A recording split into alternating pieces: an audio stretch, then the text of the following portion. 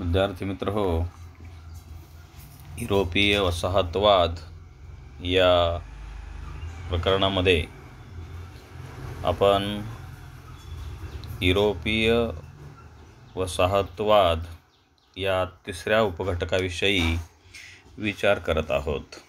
या तिसऱ्या उपघटकातील आपण अमेरिका खंड, ऑस्ट्रेलिया खंड या दोन खंडांची सविस्तर माहिती अगोदरच्या व्हिडिओमध्ये मिळवलेली आहे. या प्रकरणातील या 5व्या व्हिडिओमध्ये आपण आशिया खंडाविषयीची माहिती मिळवणार आहोत. आता या आशिया खंडामध्ये तुम्हाला मी या ठिकाणी काही मुद्दे सांगणार आहे. तर आशिया खंडामध्ये म्यानमार म्हणजे पूर्वीचा ब्रह्मदेश, या ठिकाणी 2 नंबर नेपाळ, 3 नंबर सिक्कीम, भूतान आणि तिबेट हे जे 5 देश आहेत, या 5 देशाविषयीची आपण या ठिकाणी माहिती मिळवणार आहोत. आता त्यामध्ये क्रमाक्रमाने आपण जाणार आहोत.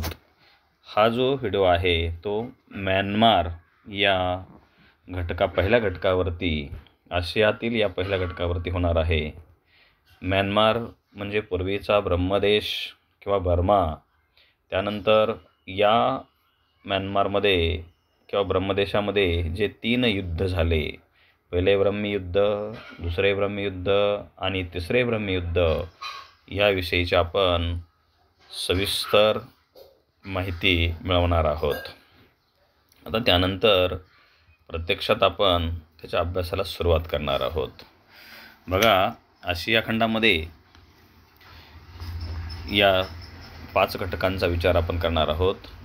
तर इतर युरोपीय वसाहतवाद्यांच्या आक्रमणापासून वसाहतींचे संरक्षण करणे आणि सीमावर्ती प्रदेशांमध्ये व्यापाराचा विकास करून स्वार्थ साधणे हे इंग्रजांचे उद्दिष्ट होते. हे या ठिकाणी आपण लक्षात घेतले पाहिजे.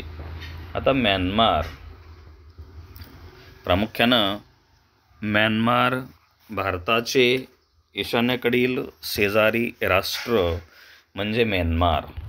भारताचे ईशान्येकडील शेजारी राष्ट्र म्हणजे म्यानमार. त्यांचे पूर्वीचे नाव ब्रह्मदेश किंवा त्याला बर्मा असे म्हटले जात होते. म्यानमारमधील नैसर्गिक संपत्ती आणि बाजारपेठांची उपलब्धता यामुळे या देशावर कब्जा मिळवणे हा इंग्रजांचा हेतू होता. म्यानमारमधील राज्यकर्त्यांनी 1760 पर्यंत म्यानमार एकछत्री अंमलाखाली आणला होता. त्यांनी 19व्या शतकात मणिपूर जिंकून आसामवर धडक मारली. इंग्रजांच्या दृष्टीने ही धोक्याची घंटा होती. पुढे भारताचा गव्हर्नर लॉर्ड ॲमहर्स्ट याने म्यानमार विरुद्ध युद्ध पुकारले. ते 2 वर्ष चालले. ते पहिले ब्रह्मयुद्ध म्हणून ओळखले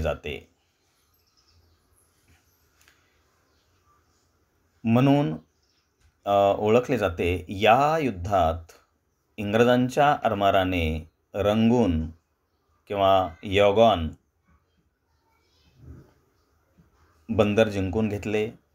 त्यानंतर इंग्रज आणि म्यानमारचे राज्यकर्ते यांच्यात तह झाला. या तहान्वये म्यानमारकडून इंग्रजांनी मणिपूर परत घेतले.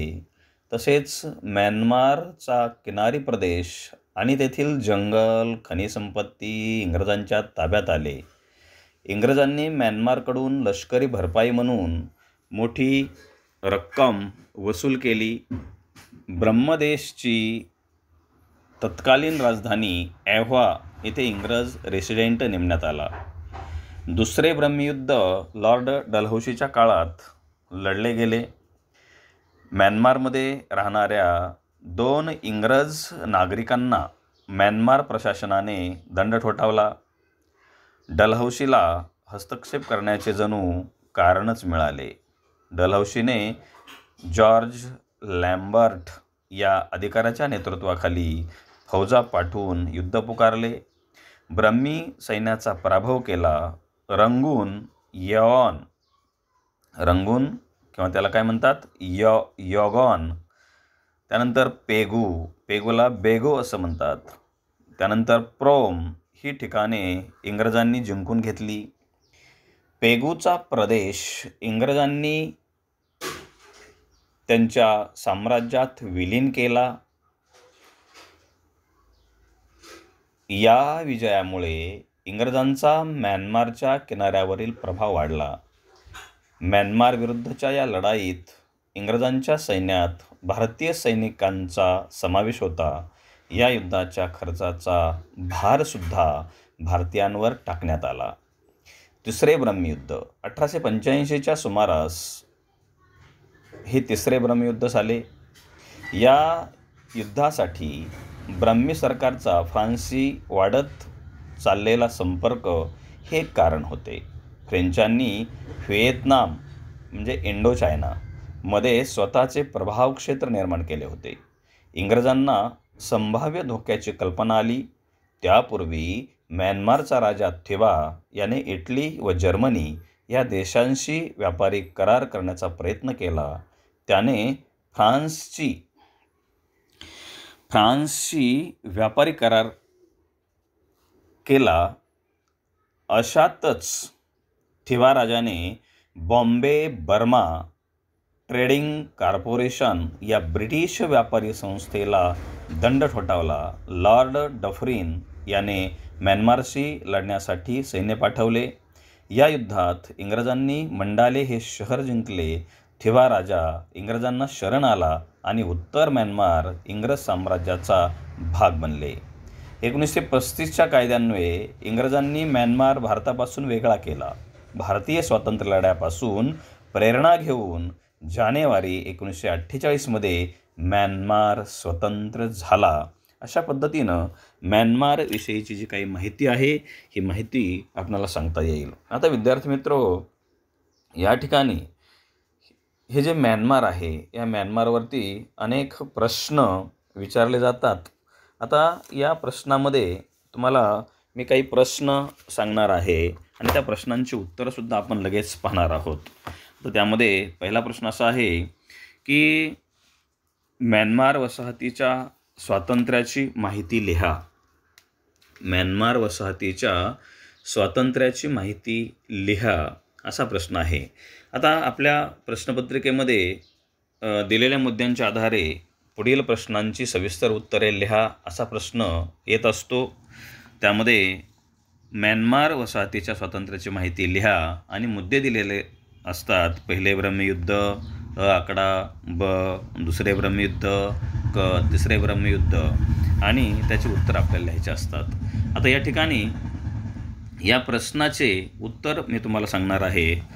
अगदी काळजीपूर्वक ते ऐकून त्याचा अभ्यास करून हा प्रश्न तुम्ही परीक्षेसाठी तयार करून ठेवा. बोर्डाच्या परीक्षेमध्ये असा प्रश्न विचारला जाण्याची शक्यता असते. आता विद्यार्थी मित्र हो, म्यानमार वसाहतीच्या स्वातंत्र्याची माहिती लिहा या प्रश्नाचे उत्तर आपण तयार करणार आहोत. तर या व्हिडिओमध्ये तुम्हाला मी या ठिकाणी पहिले ब्रह्मयुद्ध पहा. या ठिकाणी पहिले ब्रह्मयुद्ध, दुसरे ब्रह्मयुद्ध, त्यानंतर खाली इकडं तिसरे ब्रह्मयुद्ध, असे 3 युद्ध काही मुद्द्यांच्या आधारे मी समजून देणार आहे. ते तुम्ही काळजीपूर्वक लक्षात ठेवा आणि या प्रश्नाचं हेच उत्तर आहे. बघा, म्यानमार हा जो देश आहे तर म्यानमारला भारताचे ईशान्येकडील शेजारी राष्ट्र म्हणजे म्यानमार. त्याचे पूर्वीचे नाव ब्रह्मदेश आहे किंवा त्याला बर्मा असं म्हणतात. या देशामध्ये प्रचंड प्रमाणामध्ये निसर्ग संपत्ती आहे. निसर्ग संपन्न असणारे हे राष्ट्र आहे. हे राष्ट्र मिळवण्याचा इंग्रजांचा हेतू होता आणि तो मणिपूरच्या निमित्ताने साध्य त्यांनी केलेला आहे. आता म्यानमारमधील राज्यकर्त्यांनी 1760पर्यंत म्यानमार एकछत्री अंमलाखाली आणलेला आहे.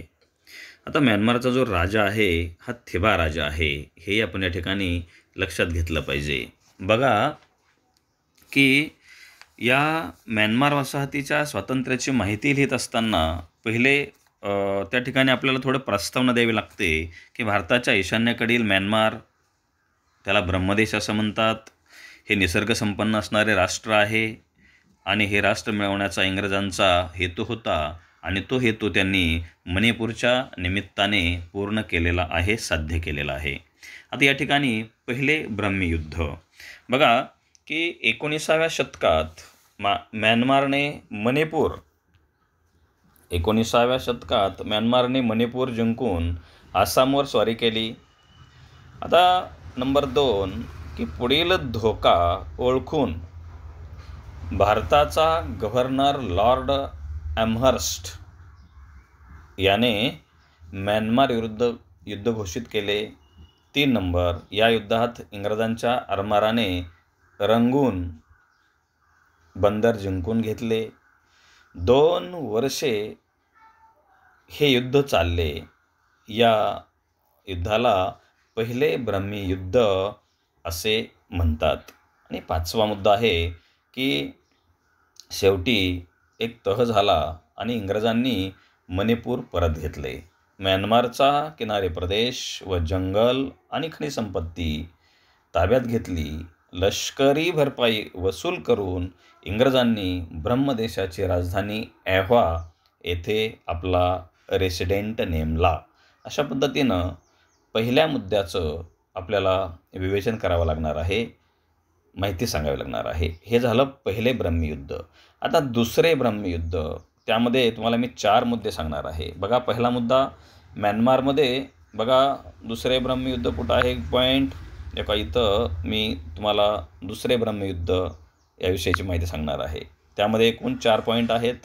नंबर 1, म्यानमारमध्ये राहणाऱ्या 2 इंग्रजांना प्रशासनाने दंड ठोठावला. हे कारण लॉर्ड डलहौसीला निमित्त मात्र ठरले.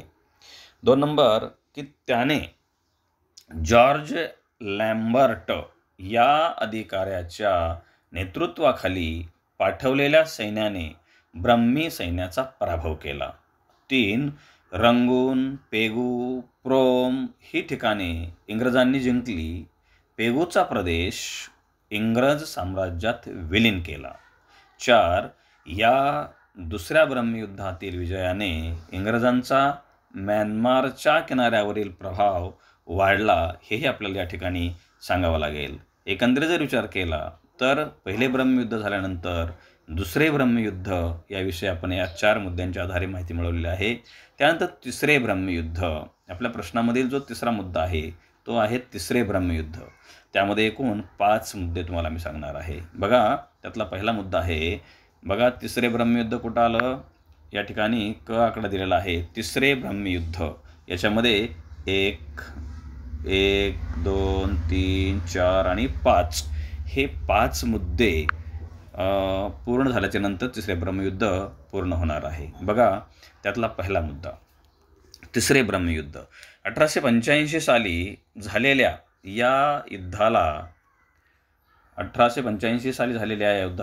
ब्रह्मी सरकारचे फ्रान्सशी वाढत चाललेले सख्य कारणीभूत ठरले. बघा काय कारण ठरलेलं ह्याला, 1885 साली झालेल्या या युद्धाला ब्रह्मी सरकारचे फ्रान्सशी वाढत चाललेले सख्य कारणीभूत ठरले. म्हणजे हे मुद्दा तुमच्या लक्षात आलेला असेल. फ्रेंचांनी व्हिएतनाममध्ये म्हणजे इंडो चायनामध्ये स्वतःचे प्रभाव क्षेत्र निर्माण केले. ही बाब इंग्रजांना धोक्याची वाटली. नंबर 3, यापूर्वी म्यानमारच्या थिबा राजाने इटली व जर्मनी या देशांशी व्यापारी करार करण्याचे प्रयत्न केले, तर फ्रान्सशी व्यापारी करार केला. या बाबी इंग्रजांना आवडल्या नाहीत. 4, की थिबा राजाने बॉम्बे बर्मा ट्रेडिंग कॉर्पोरेशन या ब्रिटिश व्यापारी संस्थेला दंड केल्याने लॉर्ड डफरिन याने म्यानमारशी लढण्यासाठी सैन्य पाठवले.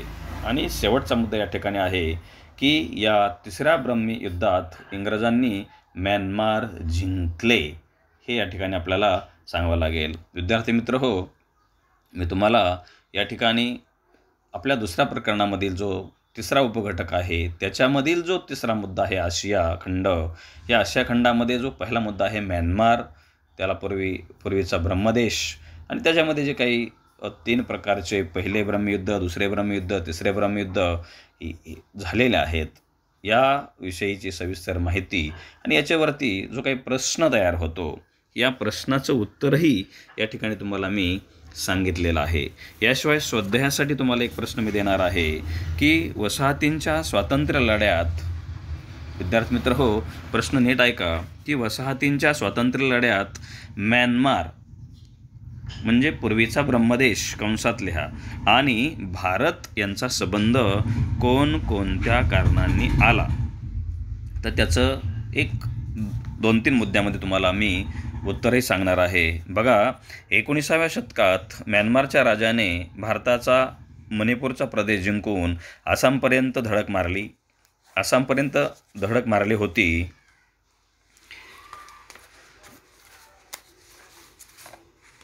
त्यानंतर दुसरा मुद्दा सांगता येईल की तिसऱ्या ब्रह्मयुद्धानंतर इंग्रजांनी ब्रह्मदेश,